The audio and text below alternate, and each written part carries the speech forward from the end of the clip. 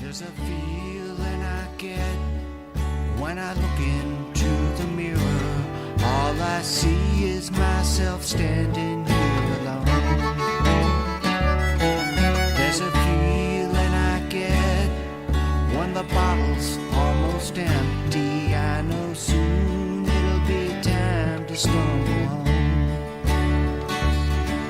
My baby's left me dying here, so I must. Now, here's a little story I got to tell. Kicking in the door with episode number 44. Welcome back. You know what time it is.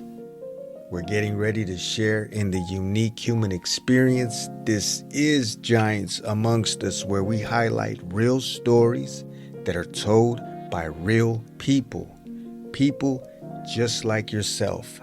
It sure is good to be back. I hope you all are in good spirits. Today we had some sunshine. It was warm outside. My wife and I, we were in our garden cleaning up a little bit, getting everything ready because spring is just around the corner.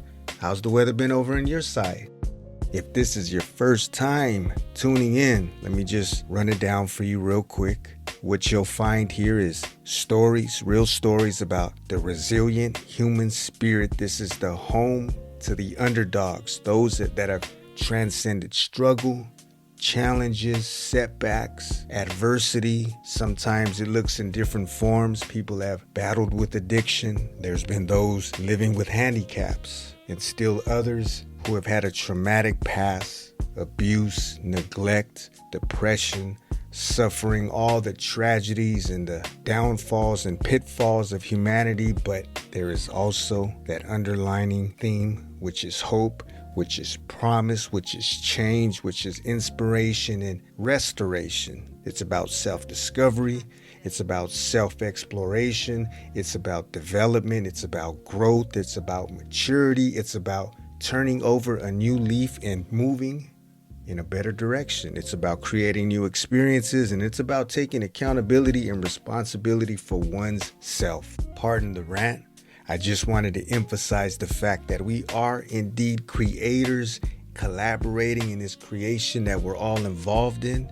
We have the power, we have the potential, we have possibility. We just have to actualize it. We have to wake up to this fact, embrace it, explore it, and internalize it. Become that. And before we get into today's conversation, I want to remind you, you can go to giantsamongstus.org. That is giantsamongstus.org, where you can find updates on the show. There's a blog section where you can read up on blogs and afterthoughts. There's an option to leave a voice message if that's something you'd like to do, and let us know where you're listening from, how you're listening to the show, what you like about it, ways that we could improve it. This is a two-way street. It's always good to hear back from you all. And of course, you can go into the archives and listen to past stories and past guests talk about their own experiences and journeys in real time. Okay, enough of the house cleaning. Let's get into it. Today, Benjamin Barnes, aka Bencasso, joins us, and he's got a story to tell. There were like weird things that happened. Like she would take a bath with some guy and then put us in the bath afterwards and say that she didn't want us to smell like that worm. So that was the circumstances, and so I jumped in front of the train. Like when the school was shattered, I was in ICU for 2 months. Or no, 1 month, and then one more month in recovery and bedridden. Ladies and gentlemen, without further ado, this is Benjamin Barnes and his story. Welcome back to the show, ladies and gentlemen. This is Giants Amongst Us, where we share in the unique human experience. Today, I'd like to welcome Benjamin Barnes, aka Bencasso, to the show. He took some time out of his day. He's a busy man. He's He's like an octopus with the tentacles out in the ocean, and he's doing artistry, he's doing education, he's doing musicianship, he's an author, plays the violin. I mean, what doesn't he do? He wears a lot of hats. Benjamin, you could have been anywhere right now. You could have been doing anything, but you took some time out right now to sit down and have a conversation. So appreciate it. How's it going? It's going well. I'm kind of a jack of all trades, master of none. But I like to say I that too. got a master in something. I don't know. Yeah, that's right. I'm looking right in front of me. I'm seeing a master of music and a bachelor of music at the San Francisco Conservatory of Music. Yeah, I spent 6 years there, 6 years straight. And when I got out, it was really hard because there were no jobs for musicians. My string quartet, our first violinist got drafted by the pros, pretty much. He got set into a famous new music quartet called the Arditi String Quartet. And so then we were without a first violinist, and we put together some concerts after that. And there's a couple of recordings that I released. One of Brahms' C minor piano quartet, Opus 60, and one of the Alban Berg's lyric suite by Alban Berg. That had our old first violinist in it. Graham was a genius at modern music, and he could sight read anything. He's still around. He's moved down to Australia. He was picked up by the Arditi Quartet, and that was a great experience working with him, a world-class violinist in college. And when I reached out to you beforehand, I was looking at some of your backstory, and man, you've had your fair share of setbacks and challenges along the way to get you to where you're at today. It's been a wild ride, I'm pretty sure, with a lot of insights, a lot of blood, sweat, and tears. You mind, just for starters, just sharing a bit about some of your backstory, where you come from and how it was for you growing up. Some of my struggles. Oh, yeah. Benjamin Barnes, a.k.a. Bencasso, and I'm a musician, artist, entrepreneur, author, and mental health advocate. I run Bencasso LLC, a creative enterprise that includes multiple record labels, YouTube channels, an art gallery, and digital marketplace for my music, a music school, art, and apparel. I also founded Culture Scholar, a 501c3 nonprofit dedicated to cultural education and music for mental health.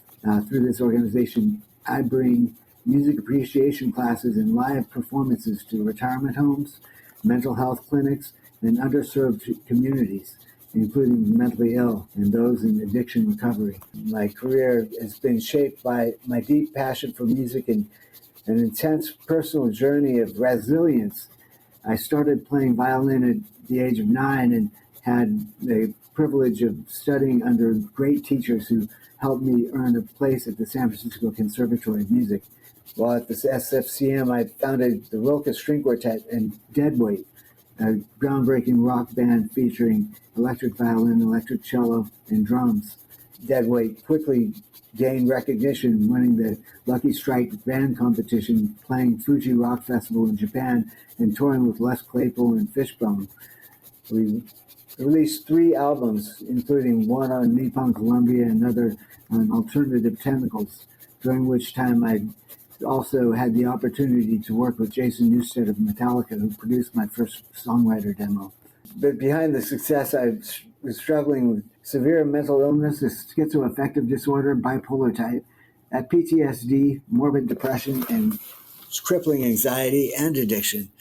I grew up in a household of poverty, addiction, and mental illness, and despite my career taking off, the pressure and the instability caught up with me. I suffered a major breakdown in 1996 and lost everything and became homeless. The Rilke String Quartet collapsed, and I spent years living in abject poverty, sometimes on the streets, while still managing to perform and record with Deadweight. Things seemed to stabilize when I met Karen, who became my girlfriend and helped me regain some balance. Around this time, Deadweight broke up, and I formed Swindlefish with my friends Lizzie and Mike in 2004, recording 2 albums and continuing to perform. But addiction, mental illness resurfaced in a psychotic episode fueled by cocaine. I became convinced that the Mexican cartels were going to kill my friends if I testified against a dealer that I bought from. In complete terror, I attempted suicide by jumping in front of a BART train. The impact shattered my skull and left me with a traumatic brain injury. I had to undergo multiple surgeries to reconstruct my head, and the process of recovery took years. For 7 years, my head continued to bleed because of skin grafts, and I believed my music career was over. During my rehabilitation, I decided to go back to school and earn a teaching credential. I taught kindergarten, third, and fifth grade while slowly regaining my ability to play music. The road back was long. I started by teaching beginner violin students and busking at BART stations to rebuild my chops. Over time, I regained my skills and returned to performing professionally. In 2019, I launched a project to document my life's work after receiving a grant from the San Francisco Mayor's Office for COVID relief. And I used the funds to purchase cameras, computers, and editing software, and taught myself video production. After years of trial and error, I became proficient in filmmaking and launched multiple YouTube channels, Bencasso Media, and an extensive online presence. Today, I use my platform to advocate for mental illness awareness, support artists and musicians, and expand music for mental health to reach more people in need. My focus is on producing new recordings, live concerts, and educational programs, while helping others find healing through music and creativity, just as I did. My journey has been anything but easy, but I am living proof that art and music can save lives. No matter how dark things get, there is always a way to move forward. Appreciate you sharing that. That's some heavy stuff early on. That's a lot for someone to have to go through, and then to come out on the other end and still have a motivation or a desire to want to do something, because sometimes when things go the way they go, that can really put you down and some stay down. But I'm curious, because you said at 9 years old, you started learning the violin. Yeah. What got you into the violin? My dad, when I was like 2 years old, he decided to start playing Irish fiddle, and he couldn't do it. It's like it was awful. And my mom took his fiddle away and gave it to me, because I would just always stare at it and watch it. And so I dragged it around like Linus's blanket from Peanuts, and it became just a tattered shell of a violin with strings pouring out, and it was just the neck and the strings and the pegs and this peg box. But I loved it. You played the thing to death. Yeah, I wore it out. But I started a Suzuki violin program in fourth grade, and I go through like all my different teachers in my auto-memorography, and kind of hit what each teacher was like and where they led me to in my artistic career as a young kid. That's pretty damn cool. So you stuck with it. You picked it up, and then you never put it down. But you had your moments when you seemed like you were going through some things because of the environment, your surroundings, and yeah, my mom was she still is schizophrenia, and used to do all kinds of acid, and there were like weird things that happened. Like she would take a bath with some guy and then put us in the bath afterwards and say that she didn't want us to smell like that worm. And that she meant it our father, David. She called him the worm. It was a lot of whacked out stuff. She was a painter, and she'd make us pose naked for her in strange contortions. And while she sketched us, and we were like, 3, 4, 5, 6, 7 years old, with no attention span, and she'd get frustrated if we moved. And I learned how to concentrate that way. How many brothers and sisters did you have? One brother. His name's Josh. He's a year younger than me. We're Irish twins. He's 13 months younger. And he's a guitar player, and we play music every once in a while. He lives in the city, and he and I pretty much take care of each other. Like I got him a place to live and a job, and he's been helping me out with things. And he got arrested for counterfeiting. He was photocopying $100 bills and taking it and giving it to dealers to get his heroin. Then they caught him. The Secret Service came and searched him down when he was homeless. He'd just gotten kicked out of one of his apartments, and they were pretty physical. He tells the story, but he was photocopying $100 bills. And So coming up, when you were being brought up, was it mainly your mom in the house, or both your parents were together? yeah, well, my mom and dad were together until I was like 5, and they'd fight all the time. And so my dad figured that he was the problem, so he left. And when things got really bad for us, the principal of my school called my dad and said, if you don't take your sons and take care of them because their mother's not in a good way, I'm going to call CPS. So he came back and he got us. And we lived in a school bus, and we were in a trailer park. And there was a scene where my dad's coming to pick me and my brother up, and we got in a big fight with her. And she grabbed his guitar and whacked him, broke his arm. She was trying to knock his head off with the guitar. And so she pulled us out, and she was out chasing after us and cursing, and she swore like a sailor. And got us into the bus and drove off. Damn. It was unforgettable. This is during the time when you're becoming of age. You're still going through your adolescent years, so you probably had a tough time getting settled in school, right? Yeah, yeah. My brother couldn't read. Like he missed maybe 100 days of kindergarten. I missed like 100 days of first grade. But I had a really good teacher in second grade that took a lot of time and taught me to read pretty much. I can't believe that they passed us out of kindergarten and first grade when we didn't have any real strong foundation in learning to read or do math. But my second grade teacher was great. She Mrs. Hauk, and she knew, like, I would go to conferences with her and my mother, and she just knew what was going on and how difficult it was, and she saw that I was just some nice kid that people didn't want to be around because my mother had such a bad reputation around town for her episodes. And Thank God for people like that, huh? Thank God for teachers like that, and yeah, anybody who sees, they're doing a little bit extra, because some can overlook that because they have so much on the plate. But some teachers, or in your case, this lady, she took the time and noticed that there was something going on with you, and she gave you that extra attention to help you out, yeah, and it was yeah. something that to this day you still remember. Second grade, that's a long time ago. Part of the reason why I went and got my multiple subjects teaching credential, and I wanted to teach grade school. I was teaching in inner city schools in San Francisco. A lot of really traumatized kids in kindergarten and third, fifth grade that tried to help out however I could. There was one kid, Simon, in kindergarten. He was like kind of the bad. But my master teacher, when I was when I was a student teacher, she would always send me the bad kids.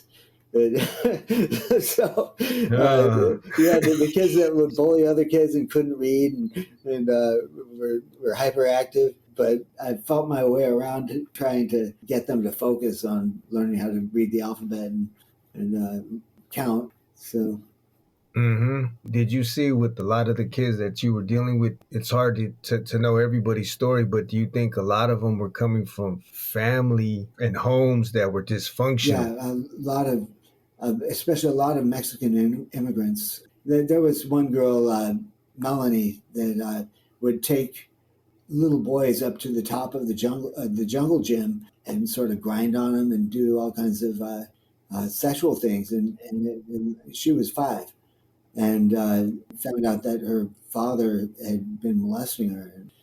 So that was pretty traumatic even for me. What are you guys told to do? I hear that in some cases there people are told, no, you don't get too involved. You can't, for whatever reason. I don't know if whatever the reasons are, there's something to do with maybe they don't want to catch a case or something if it was a false accusation. But like, what are you guys told to do if you do come at, like for you, you find out that this little girl is being molested by her father? Are you guys permitted to go ahead and make that phone call and say, hey, I think CPS needs to check on this house? Well, not as a student teacher, but the master teacher. We always made sure that there was another adult around, in case in case there were false accusations or anything like that that the kids would do, and then the parents would. But none of that happened because we always had our master teacher, like, was always in sight of us whenever we were on the playground or something watching the kids.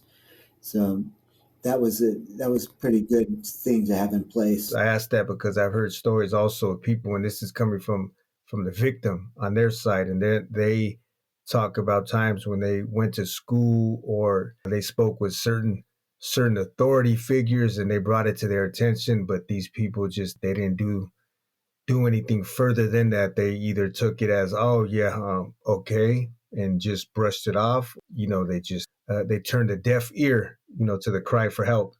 Yeah, a lot of teachers, it's just too much for them. It's heartbreaking, like, all the time, to have these kids Yeah. that are gonna have some serious trouble when they grow up. And I'm sure that's what our teachers had. My brother bit his second grade teacher. He bit her, and he Wow. got suspended for a week.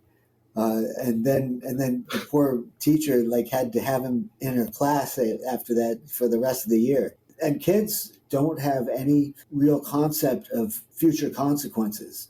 Yeah. And that's something that's unfortunate is that some of these children, like they're coming from households that really aren't the best. They aren't the healthiest. They aren't the most stable. And so they get no kind of structure from home, Yeah, and it's left for the teacher to deal with, everything that comes of it. You're dealing with a child who has whatever it is. There's no attention at home. Family yeah. members aren't there. They could be abusive or they're just not paying any attention, neglecting them. And then he comes to school, and that's just a lot to ask of someone. Kindergarten, you got 20 kids, is the size of the class. In fifth grade, it's 35 or 36. The thing that you're talking about is, like, the parents blame the teachers. They don't take any responsibility It for it. starts from home, doesn't it? Yeah, and then you've got these people in Congress that, like, right now, they want to shut down the Department of Education. They're going to shut it down. Trump is, and teachers have such a bad rap and don't get paid, and they put their hearts into it, and then they burn out. That's unrealistic it starts at home. You're a parent, you're having a child. This is your responsibility to give it the nourishment, to give this child the resources, and to raise it with love, support, care, to give this child everything that it needs to be able to, when it becomes of age, to be able to navigate and learn and to grow and to be, someone that's healthy and someone that is a well balanced and well rounded human being. But you can't just drop this little girl, this little boy off to the next man and say, you deal Yeah, with it. it's a vicious cycle as you got kids having kids. Vicious cycle. There's so many of these kids are, like, their parents were teenagers when they were born. It's and the parents don't have the resources or the experience to raise the kids, and then the ones that don't have families that help. It's just it's a mess. Yeah. Yeah, that's right. So you had this second grade teacher who really took the time, the energy, the love, and the patience with you to put all that into you, and it turned into something beautiful for you later on in life. And you turned around and started to work in that same kind of environment and give back in a way, right? Paying it Yeah. forward almost. I credit her with a lot. There was a thing that happened. She asked me what I wanted to be, and I said, "Well, I want to be a Shakespearean actor or a police officer." So she had me read my. She told me to bring my favorite book to class, and so I only had one book. It was called Lamont the Lonely Monster, and so she had me read it in front of the class. Like, I'd gotten to the point where I could decipher words and could speak, and I read it in front of the class, and that was one really special moment in my life that I felt like I had accomplished something, and that led to me wanting to accomplish things and get things done throughout my life. Oh wow. So that was that seed right there, and it started growing, that momentum and the motivation and the confidence you got after doing that. That's pretty powerful. And I'd come from a home of, like, absolute neglect. Josh and I would be abandoned in a trailer, and my mom would lock the trailer with a padlock, and she'd leave us a sledgehammer and say, if there's a fire, break out the window and climb out. Whoa. So, I mean, we'd be stuck in there for days while she'd go off and hang out at bars and go off to communes and hang out with. I don't have anything against hippies. I grew up a hippie, but that was the era, and she was coming out of the hippie era, and there was a lot about smoking weed and doing LSD and a lot of that sort of thing. Man, that's all funny games, but when you have two children at home, that's terrible. On the other end, you had your brother. It was you and your brother. Yeah, That was that tight knit, both you and him, to get through and to figure out just how to survive and make it day to day. been taking care of Josh, helping him out my whole life. He'll do fine for a while, and then he'll get into a mindset that's not very healthy. It's negative, and so I try to help him out of that. And he helps me with some of the stuff that I do. When I'm busking at the BART station and people are taking my money and stuff, like he'll come and just watch while I'm playing for an hour and a half, and make sure that nobody takes the money and stuff like that. That extra eye in the sky. Yeah. How about for you, Yeah. Ben? When you were growing up, like that's your younger years, and that's terrible. That's very unfortunate that a child has to go through something like that and worry about where food's gonna come, where the security is gonna be, when mom's coming home, that kind of thing. How about when you were a teenager and getting older? Was that trauma, that neglect, that abuse? Was it wearing and tearing on you mentally and emotionally? Yeah. I had a lot of, I still do have a lot of abandonment issues. And when I get involved with a woman, it's really hard. Breakups are really hard, and I usually end up in the psych ward. I don't get mad. I just fall into a deep depression, like hopeless, thinking that things didn't work out and I'll never have another girlfriend, sort of stuff. So that's something that was happening in high school. I'd get involved with a girl. I was a really good looking kid that played violin really well and played guitar and sang. And so there were always women around or girls around that were chasing after me. And I'd get involved with one girl and then I'd cheat on her. And then the girl I was involved with would break up with me. And I would just be devastated. I wouldn't be able to do anything. And a lot of that had to do with the way my mother had treated me. It's a lot of Freudian Gestapo. Yeah.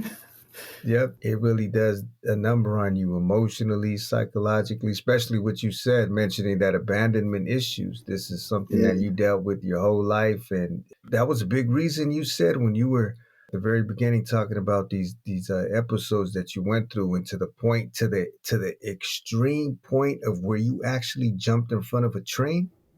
It wasn't running full. It was coming into the station, so it was slowing down. So that's probably why I lived. But what had happened is my girlfriend Karen had found a bundle of coke in my pants, and so she kicked me out of the house, took my keys and stuff, and I started to go into a psychosis, and I didn't think that I was ever going to get back in. I was just like figured she had called it off, and I was getting ghosted. And I went to my American history class. I was at City College, and I left, and then things started to go in my head.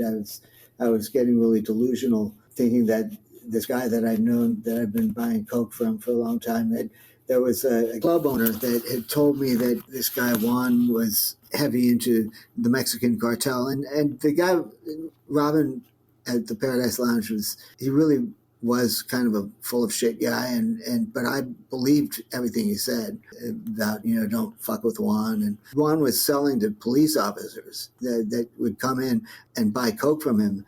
And so I'm thinking like dirty cops and the Mexican cartels. You just don't fuck with the Mexican cartels. I mean, they're really heinous. It's don't do it.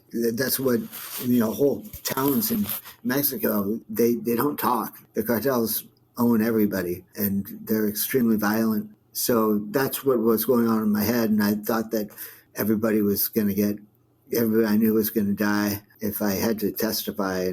And so Karen had told me she was going to take the bindle to the police, and I was running around all day, like just tripping out. I mean, none of this would have happened. Realistically, it's gone. It wouldn't have happened. But the thing was, I was going into this mania, and the more manic I get, the more gullible I get, and I can fool myself, and other people can tell me something, and I'll believe them no matter what it is they say. So that was the circumstances, and so I jumped in front of the train. Man, but even though you said it was, the fact that it wasn't going full speed and that was the reason why you survived, but it still did a number on you, huh? I mean, it banged you up. Yeah. And it's still a miracle that you did walk away from it. Yeah, and I have full memory of it. And like when the skull was shattered, I was in ICU for 2 months. Or no, 1 month, and then one more month in recovery, and bedridden, and I had a tag on my arm that said fall risk. So, Wow. like the first time I got up, I fell down and I had this big hole in my head where they'd taken out in a cranioplasty. My brain was swelling, so they took out a quarter of my skull. There was shattered. They took 100 or some shards of bone off my brain and took out the rest of the area and let my brain swell up through the hole in my skull. When I recovered, I had to run around with a helmet and a big hole in my head for 6 months while my head healed, so that they could put the bone back into my head. And so they did that, and the bone receded. It started to decline, and I went back in and got it checked out, and they said, well, we're going to get this methylmethacrylate bone created, Wow. prosthetic bone, and we'll put it in. So they put that in, and it was too big for my skull. So what happened is part of my forehead started to split apart and weep, and I had several surgeries that closed that up. And finally, what happened is that it was microsurgery because they needed to get some tissue under the skin because I had thin skin and it wouldn't heal. So they took my lateralis muscle from my back and put it on top of my head, and a skin graft from my leg, and put it all together with a bunch of staples. And it took months for that to get my staples out. And then the skin graft still weeped and bled for another 6 years. And Karen was awesome. She totally took care of me through that. What were you going through, laying in the ICU for a month? Yeah, I was induced coma. Oh, were you? Induced coma. Yeah. I'm curious. I have to ask you, did you have you're in a coma, but did you have any visions or any sensations of any sort? Yeah, well, when I woke up from the first thing, Karen said, oh, I have a present for you. Can you guess what it is? And I said, Elvis's baby. And and then she goes, no, do you know where you are? And I said, Piccadilly Circus. So there was some crazy psychedelic stuff going on when I was in my induced coma.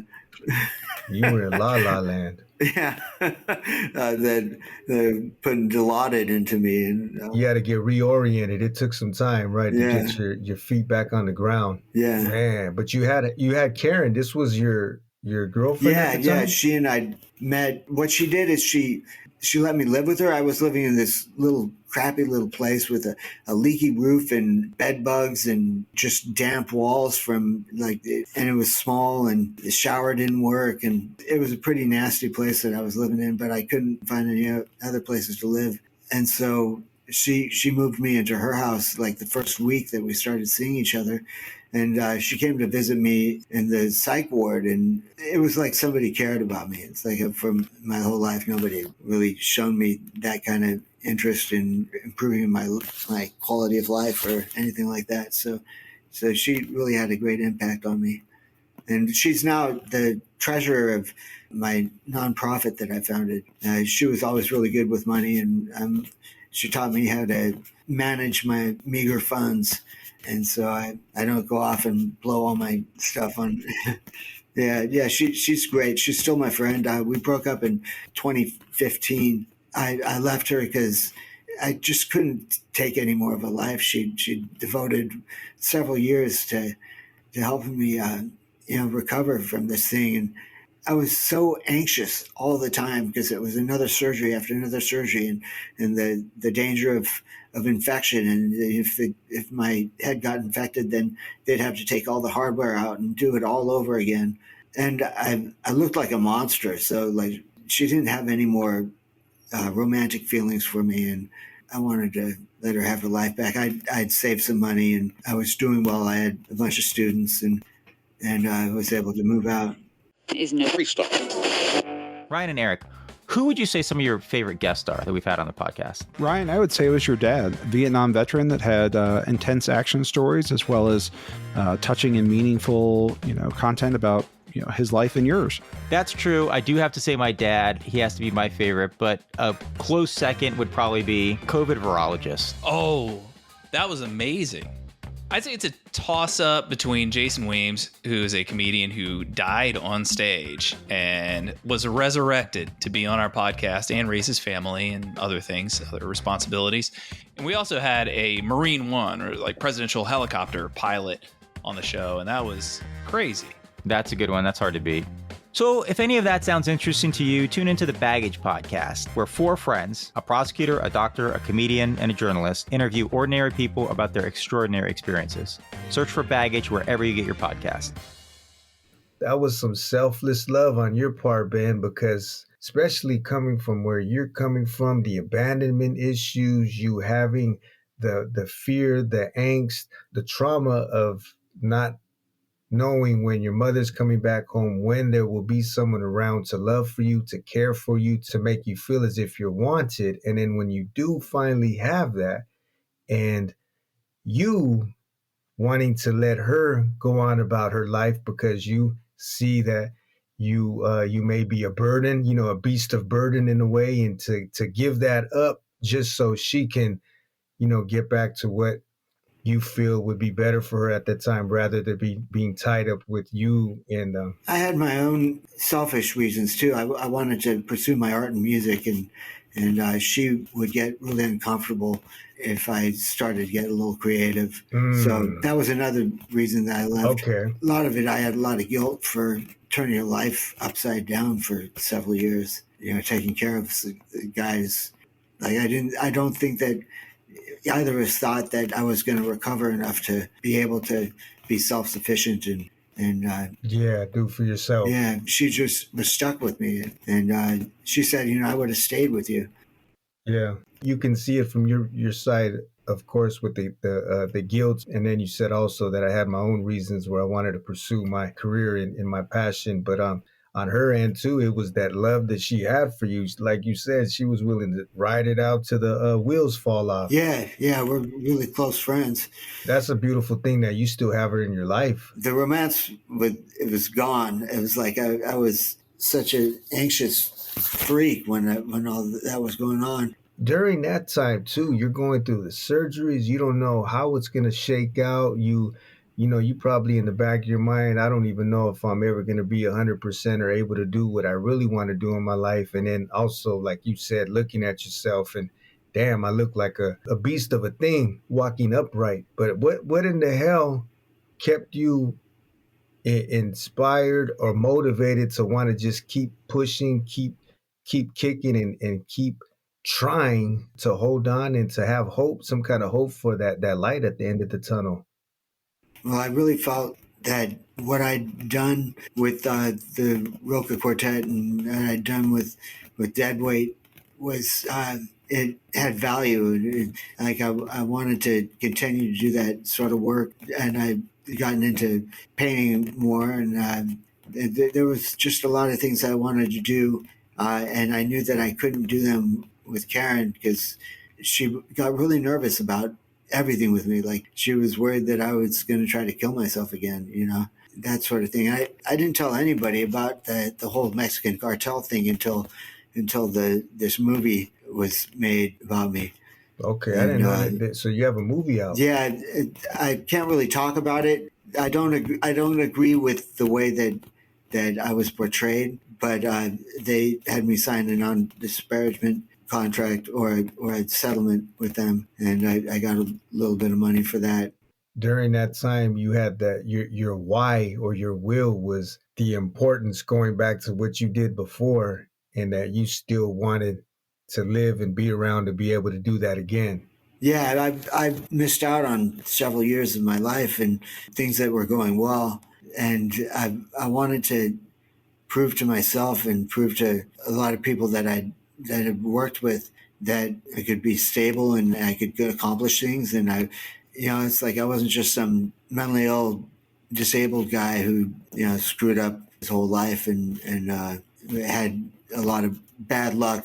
Just made poor decisions and things like that, business wise, with my bands and my art. So I wanted to go back and try and do it again and make some more recordings. I made several recordings and they were all really good. And I miss that creating things. And the last part of me and Karen being together is I'd saved some money from playing at BART stations and I did a bunch of recording sessions and made a couple albums that I didn't release until later. But she just wasn't into me doing anything artistic or music wise, so I left.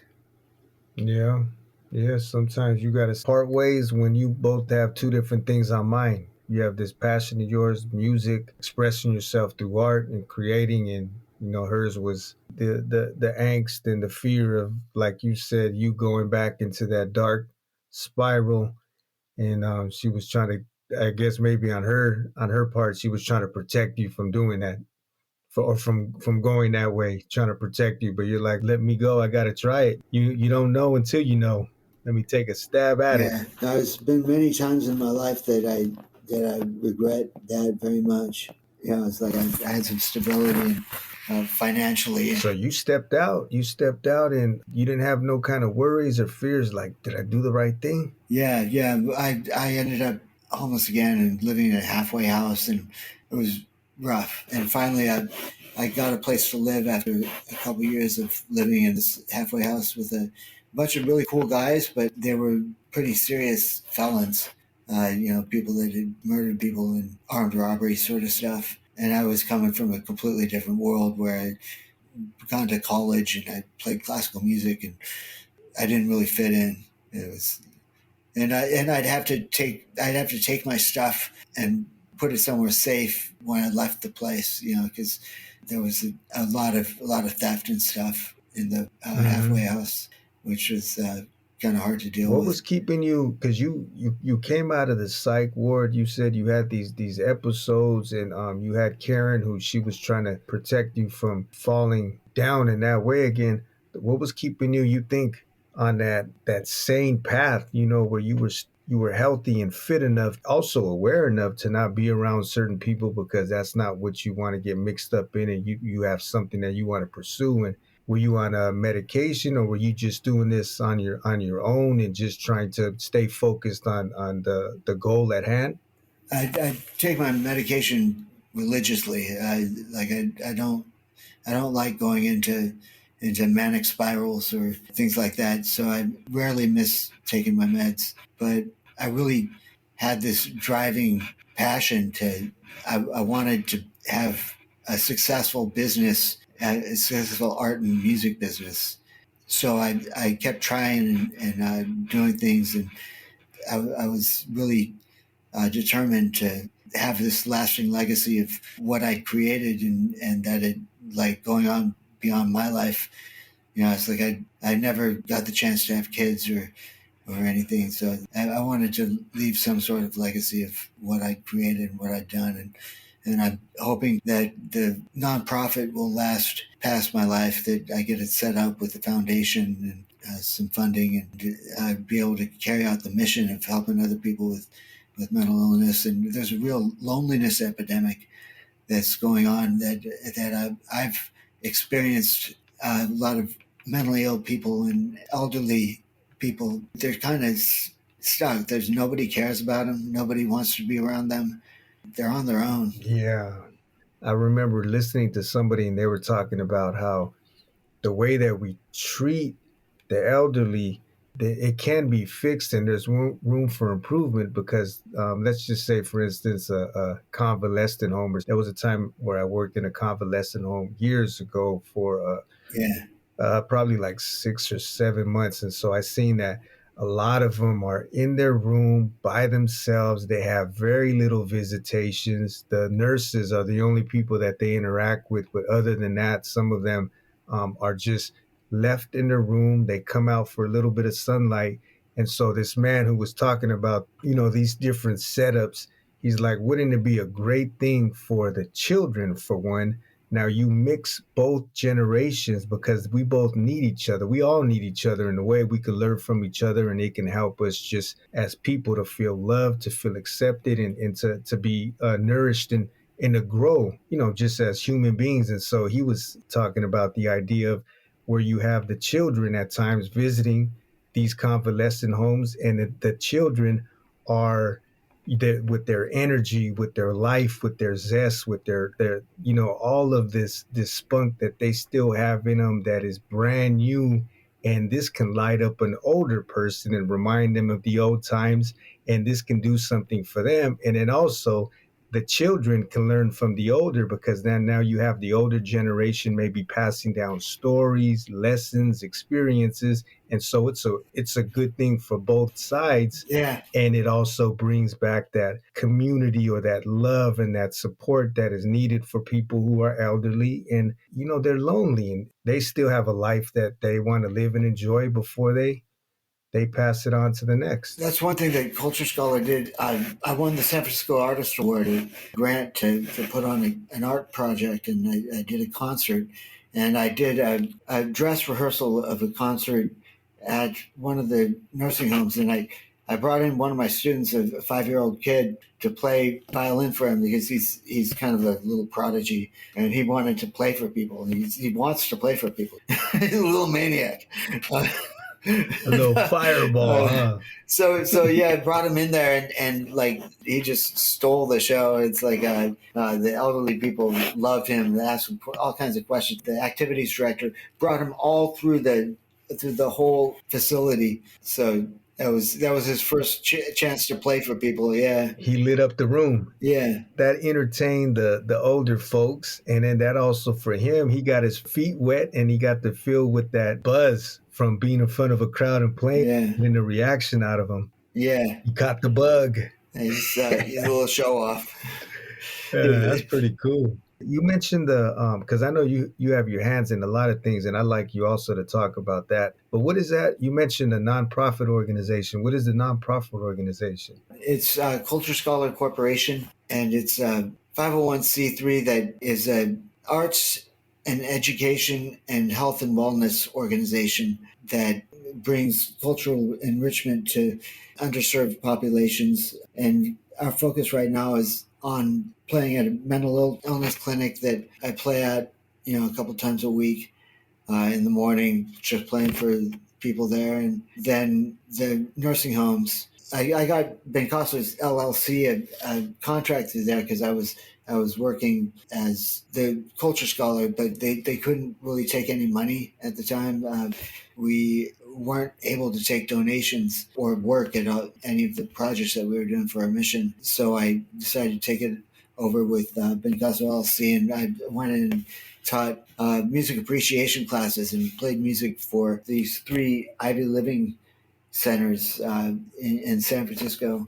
That was a great experience teaching those classes. I always wanted to be a college professor, and so I get to be in front of the classroom again with adults instead of kindergartners. That's cool. You have the opportunity and what you do with the mentally ill. You're playing in front of them, and you're speaking with them and connecting with them through music, and then also the old timers, the elderly. You're bringing some company, some companionship, some entertainment, and everything to them too. Yeah. Music. That's one thing about it is it doesn't matter what language you speak, what religion you hold high, what political affiliation, whatever it is, what skin tone It's you are. But universal. music, it brings everybody together, and you can go to a musical festival. Like I like going to we would do sometimes when we go back home and visit family in California. They have the drum circles, and so everybody brings the percussions and they bring the instruments, and you see just a whole Yeah. circle of people from all walks of life together, jamming out, grooving on one accord, and just about, being in that moment and enjoying the vibes and the instruments that are being played and the energy that's there. So what is it like in right now? Because I've heard that some places and some schools, they're due to funding or whatever it is, they want to close down the art programs and stuff. Are you seeing that in your area too? Not so much in San Francisco. San Francisco is an arts mecca. Still, then to this day, you see it still thriving. Yeah. A lot That's of good to hear. Well, a lot of people don't like what Mayor Breed did in the city because there were a lot of things that went wrong with COVID and after COVID in the city. But she really saw that the arts were important and really wanted to make San Francisco, just a leading arts community. So I got lucky and I applied for 2 grants under her with the San Francisco Arts Commission, and they helped a lot. I was honored to do that, and it's like I just feel a little badly for her that things didn't go well for her in her mayoral. She did really well with COVID and shutting down the place and working on quarantines and things like that. She was effective, but as far as the crime scene and the drug scene in the city, it just went to a really bad way, but she put a lot of money into the arts. So how do you see the arts, that influence or the acceptance that it gets when you go visit the elderly? Or there's clinics in the city that I belong to one of the clinics, and they offer the services in San Francisco for the poor and the disabled are just amazing. That's another thing that Mayor Breed did really well, was brought just a great system of social work and social justice to the programs, helping people with mental illness and other disabilities. When you go visit and play, how does it turn out? Are they enjoy it? Yeah. Pretty much everybody just sort of does their thing. The TV will be on sometimes, and they'll just be sitting around.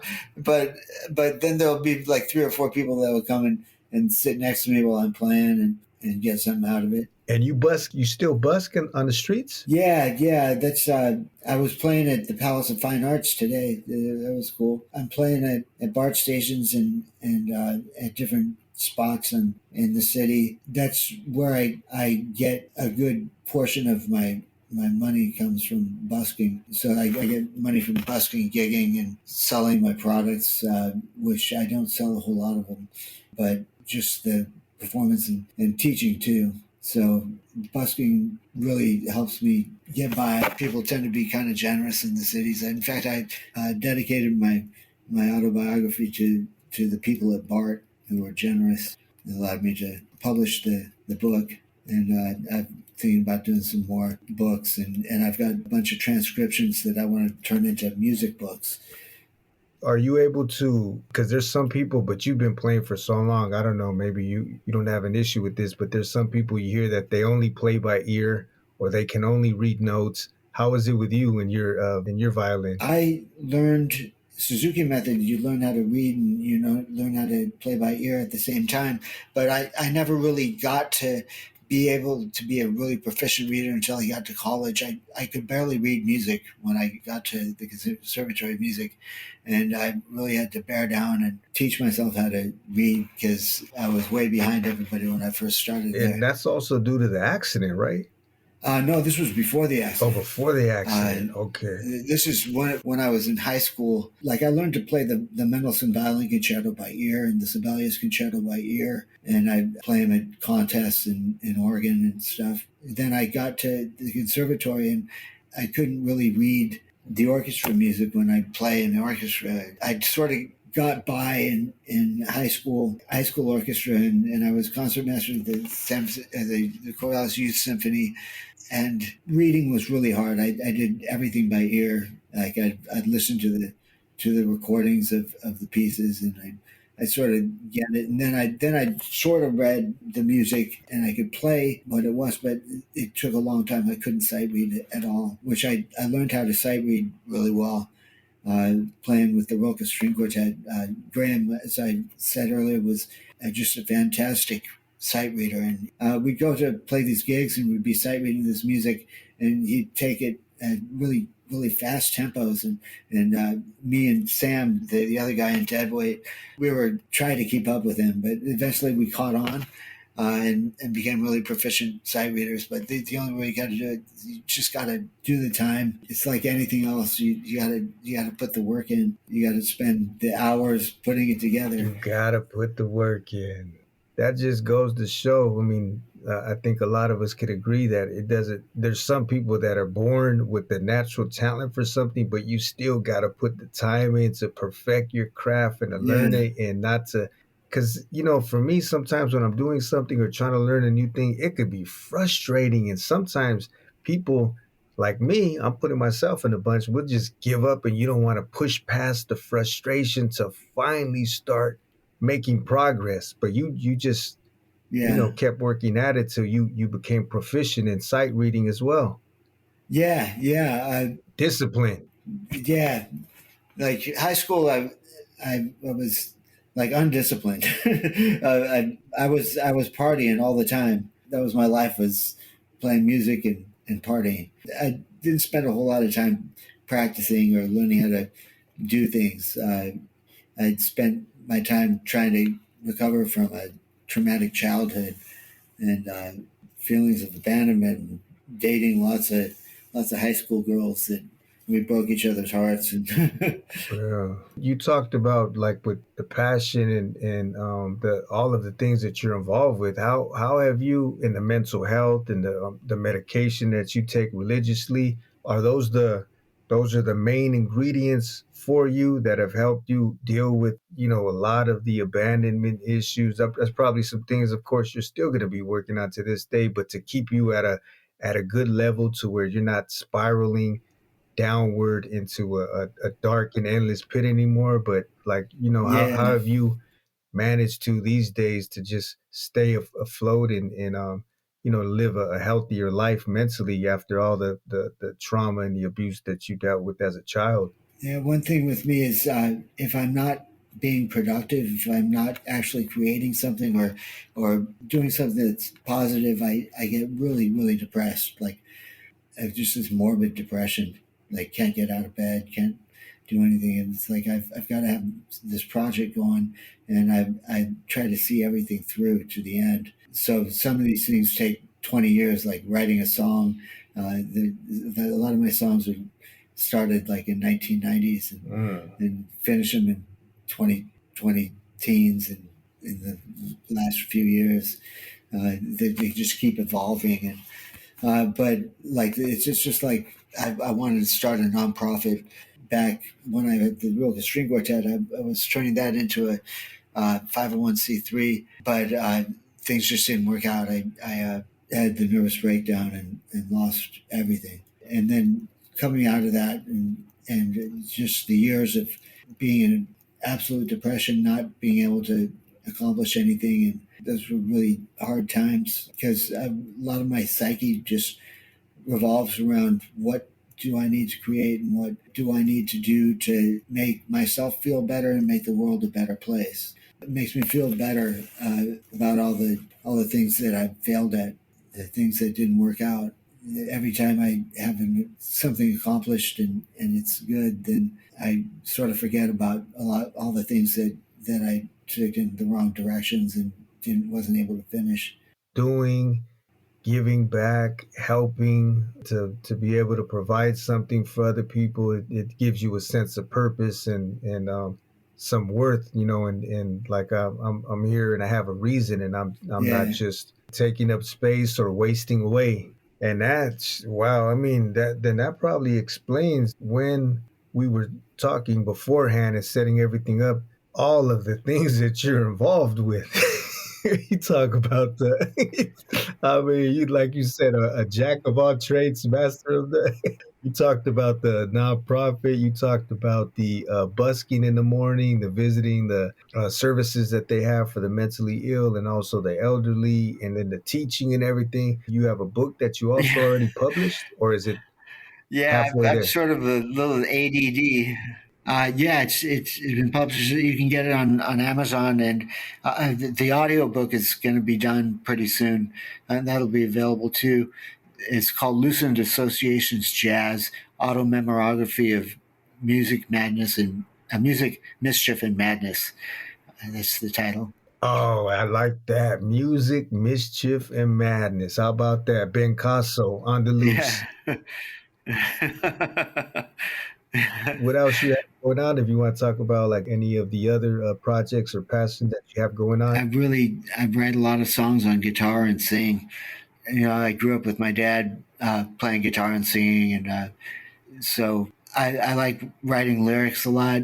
I like writing poetry, and most of it's not all that good. Well, my lyrics are really strong. The lyrical genius. That's one thing that I try to take a lot of pride in is writing my lyrics and writing songs that have a strong storytelling structure and really getting into deeper emotions and not just being some tattered love song, but something that really people can relate to when they're. I write a lot of breakup songs. Uh huh.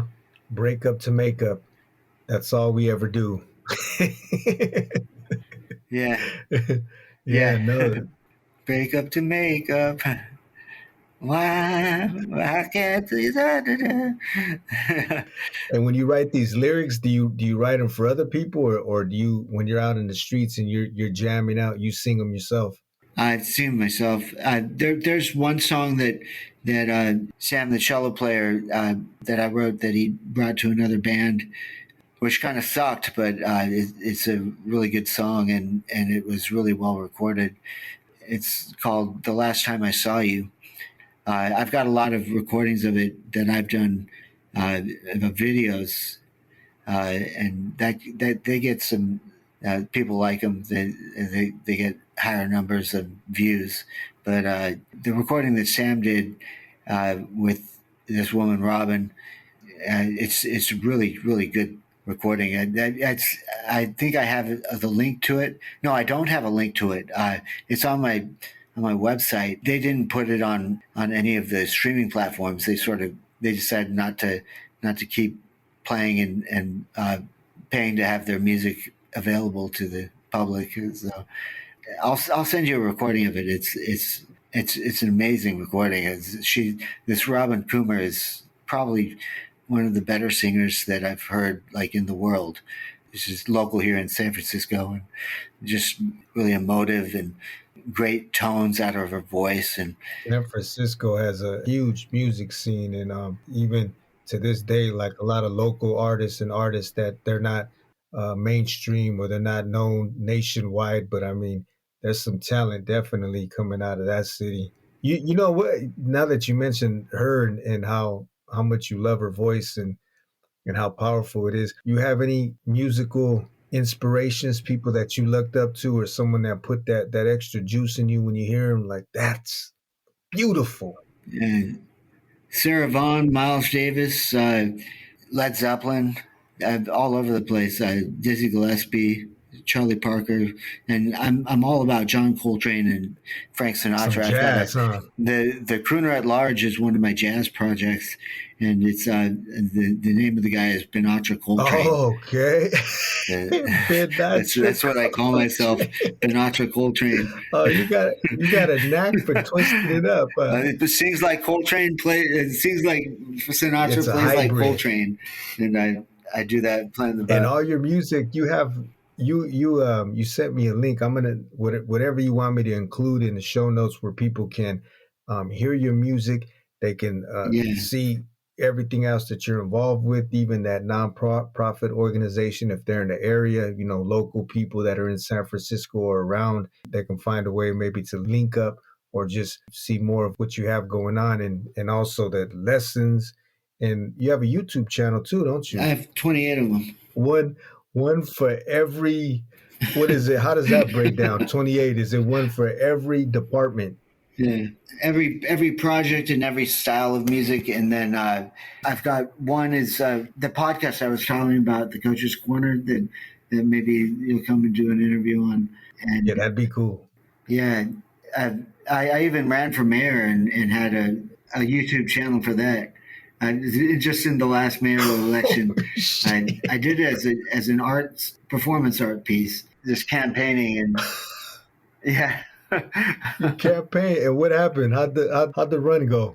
It was interesting. I didn't develop any kind of buzz or anything like that, but I had fun doing the government stuff that you have to do. You gotta sign a declaration that you're running, and you gotta say an oath of office or an oath to the Constitution, and then you go around and you tell people, and you put up some social media about it, and then if somebody decides that they want to help you, then they give you a call. Did you have a slogan? Did you have something you were riding on, like I'm banking on this? Bandito for mayor.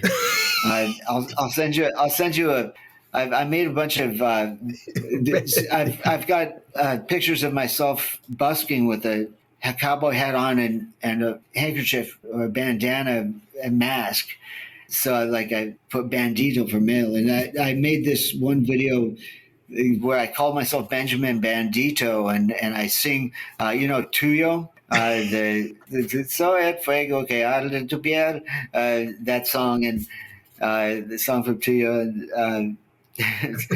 So that's it's sort of melded together, and it's like I've got this really funny thing that I put out on social media, Bandito for mayor.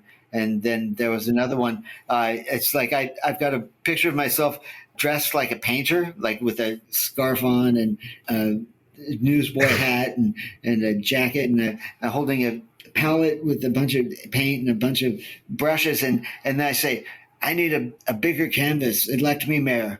So I needed San Francisco as a painting. I had fun making all these. Yeah, That's right. Like Ben Ross. Yeah. Oh, you got the new Rocky, Benjamin Stallone.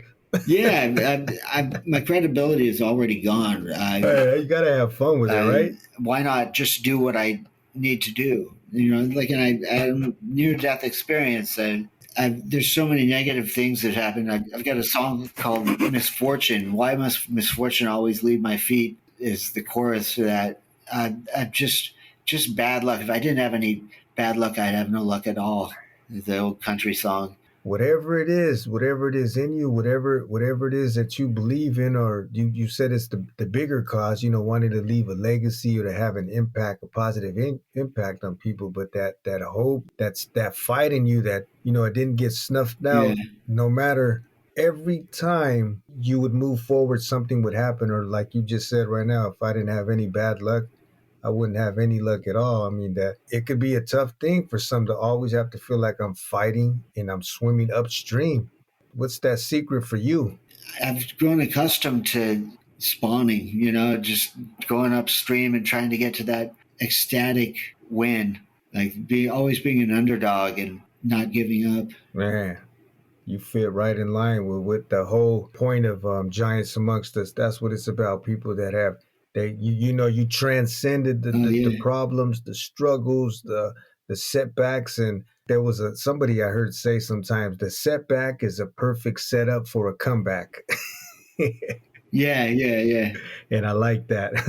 Yeah. Bencasso, it was good to have Bencasso in the house so you can share some of that journey. I know it's been a hell of a ride, an adventure full of tragedies, full of drama, some comedy in there, some love, some fallouts, everything. And still you have your passions, your interests, your goals, your all of these projects that you're working on, what you're doing, the people that you're out to help, and the inspiration that you're giving, and the companionship that you're bringing to people who may have been forgotten.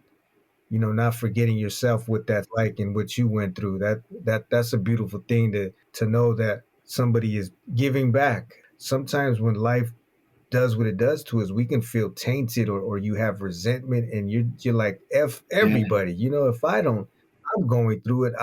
What the hell do I want to, or why would I want to do for anybody else, because nobody's done for me? But you had the complete different attitude, and that's great to hear.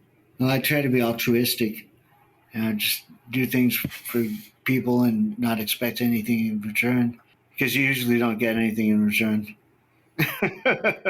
It's a sad part of life is you can give all you want and you're not going to get no matter If what. anything, if you're not going to get the riches or the gold or that silver, that copper, whatever it is, but you still getting, sometimes there's Yeah. something going on the inside. You're getting that there's some kind of emotional bond, or there's some kind of a gratitude, or some kind of something in you that you feel like this was a good deed. And even if it's someone saying thank you, I appreciated that, I needed that, it really helped me out, like for you with the teacher at second grade, and the also the instructor for your music, where maybe you weren't able to pay them out in full, or do anything like that, but they impacted you, and you, however you were able to share that with them and let them know that you appreciate it. And sometimes that can mean a lot more than gold. And but of course, that, like, you always hear the story of the starving musician. Of course, we got to live, we got to eat.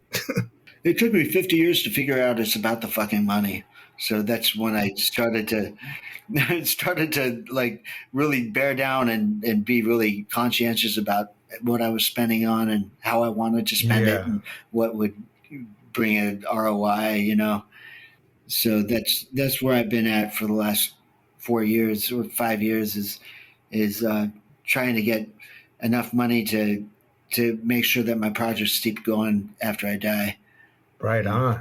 I'm thankful to have you on so you could share some of that with us. And yeah, I'm going to leave the information in the show notes, so Thank anybody you. want to lend an ear, or reach out to you, whichever and however they want to go about it. But that information to your links and all that, I'll include in the show notes. And I look forward, because you sent me a good little variety of things that you've already done. So I'm looking forward to, like I told you, digging in your crates and checking out more of what you're doing. Thank you. It's just great to have somebody that says they're going to listen to it. Even if you don't listen to it, you say it because nobody really wants to hear my music. It doesn't matter how good it is. Nobody wants to hear it. Damn. Am I the only and lonely voice in the wilderness? Play to an empty forest. Hear my cries, ladies and gentlemen. No, Ben, man, appreciate your time, appreciate your story, your words, the fact that you're involved in some good things, and you have a good heart and good motive behind what you're doing. And I really do wish the best for you. And we're gonna stay in touch, especially about what you said with the podcast that you're doing, and we'll keep in touch. But before we wrap it up, Bencasso, you have any last words or anything you want to leave off with? No, I've just had a great time. This is a nice podcast. Thank you. Okay, cool, man. You have a good. Well, it's late in the evening over there, but yeah, all the best, man. I really wish you well in all your endeavors and everything you set out to do. Thank you. Say likewise. Hope you all enjoyed the conversation. And Ben, one more again, appreciate you taking the time to sit down and have this conversation with us.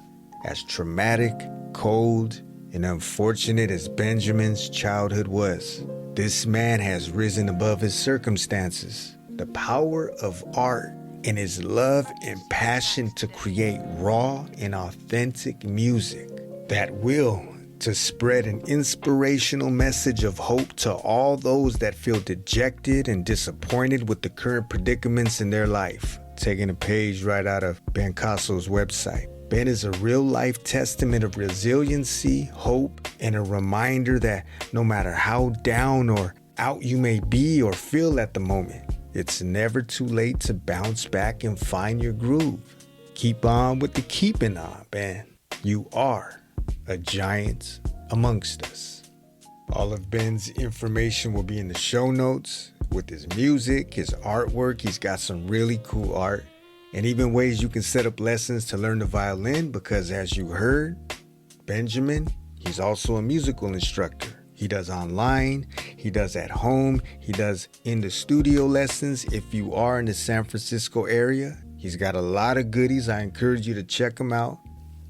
In a big, warm thank you to everybody listening. I want to thank you and let you know I appreciate you spending some of your time with us here. And before we get ready to call it a night, I just want to remind anybody listening who finds value in the show, if you appreciate the stories, if you appreciate what we're doing over here, what you can do to support the show free of charge. It won't cost you a dime, just maybe about a few minutes of your time, is you can go to the show notes. There'll be 3 links provided, and either there or whichever streaming platform, wherever you like to listen to the show, you can rate it or you can review it. 1, 2, 3, 4, 5 stars, whichever you feel is deserving. Just be honest, and what it's going to do is 2 things. 1, it'll help these stories fall on the ears of new listeners, and on the other end, it's going to help us improve the show. And this is how we can together build something that is both meaningful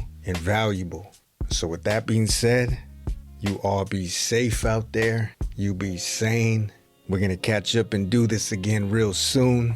Before I wrap it up, I'd like to remind you all that if you would like to be a part of the show and share your story, or even a story of someone in your life that has impacted you in a positive way, you can always reach out to us via email. We'd be happy to connect.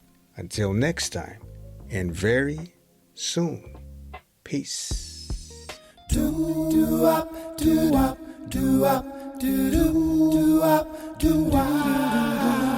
Looking for a sign to know I'm on the right road. Ain't seen no sign since Jericho's